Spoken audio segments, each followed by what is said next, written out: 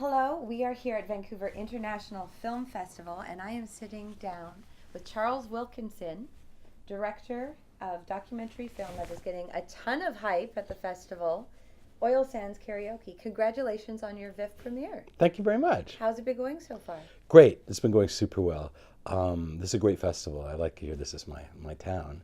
It's been going well for the film. We premiered in Hot Docs earlier this year, and we weren't really prepared for how enthusiastic people would get. People's reactions fall into two categories. People who are kind of like climate change deniers, they think that it's sort of like in your face, we're going to have a Fort McMurray idol kind of, I'm going to get my Hummer and drive there sort of that kind of a thing.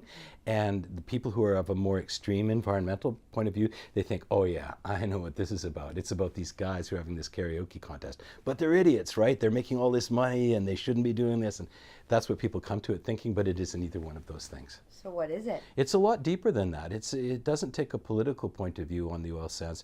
It takes a social point of view. It looks at the people who work there and tries to see what's going on from their point of view and understand why somebody would go there and work, and the kinds of, I don't know, the kind of traps that we fall into that make us need to make an awful lot of money really fast, because people go there to do that. But what was this like for you, choosing to get into the heart of it from that angle? Well, it's thank you for saying that. It's specifically intended to not be pointed. Like, we could have a film that I'm sure would be, that would get into Sundance like that if we said the thing I said earlier about how if we made it like these are stupid people and they don't care about the environment and it's a metaphor for how uncaring we are, made it really pointed and simplistic and doing your thinking for you.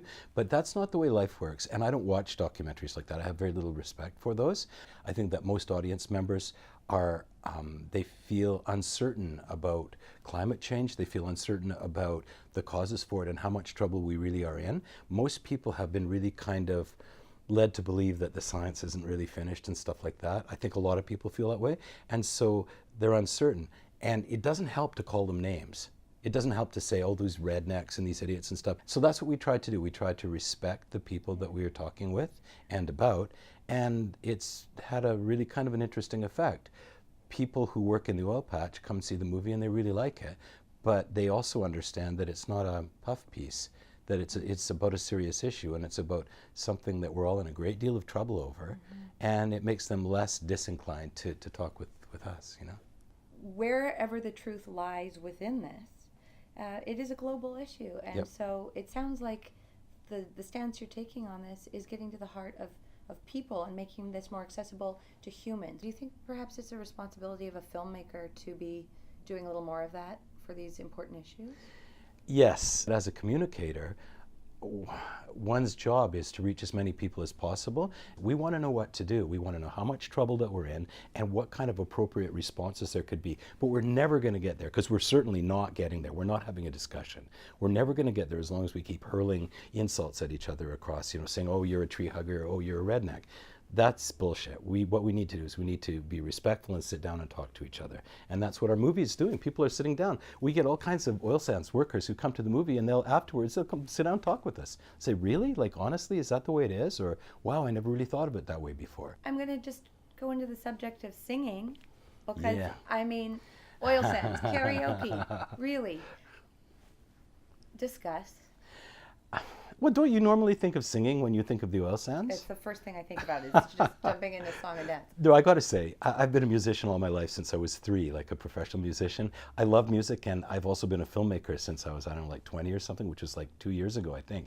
And I've never got to make a movie about music, never, ever, ever. And when I got to do this, when this became a possibility, I just went, are you kidding? I have to do this.